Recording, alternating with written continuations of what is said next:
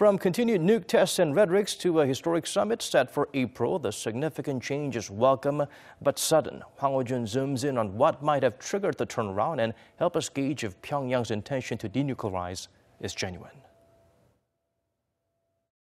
A little over a week after the PyeongChang Winter Olympics, in which North Korea also participated, came Tuesday's agreement in which Pyongyang said it is willing to return to the negotiation table, even willing to discuss the issue of denuclearization.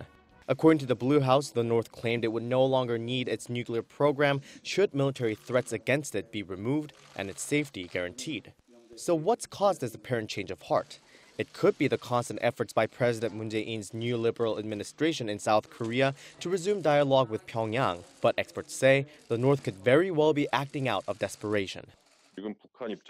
North Korea would be worried, even fearful of the so-called maximum pressure and sanctions out of the U.S. and talk of possible military options. Plus, those stifling sanctions are leading to complaints among North Korea's wealthy elite. So Kim Jong-un would be feeling pressure to do something about that. If so, that might be a credit to President Trump's aggressive posture. Last October, he met with defense officials at the White House to look at his military options, even tweeting that in dealing with North Korea, only one thing will work. But in fact, Pyongyang has long said it's developing nuclear weapons precisely because of what it calls America's hostile policy and nuclear threat, and it has refused to put its nuclear weapons up for negotiation. So while Tuesday's agreement is significant, some experts doubt whether North Korea will really give up its arsenal. For one thing, the agreement between Seoul and Pyongyang is still conditional, not to mention Pyongyang's conduct in the past. We've been down this road before. We've had the summits.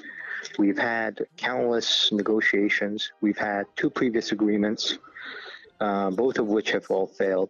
And so history teaches us that dialogue and negotiations and agreements don't necessarily lead to a change from the status quo or change in the trajectory of foreign relations with North Korea. In just a month's time, the third summit between the heads of state of South and North Korea will take place, and it will be the very first time a North Korean leader has set foot in the South. But experts caution against celebrating that as a victory in itself, since there's still a long road ahead until Washington and Pyongyang re-engage in dialogue and until the peninsula is truly free of nuclear weapons. Hwang Hojun, Arirang News.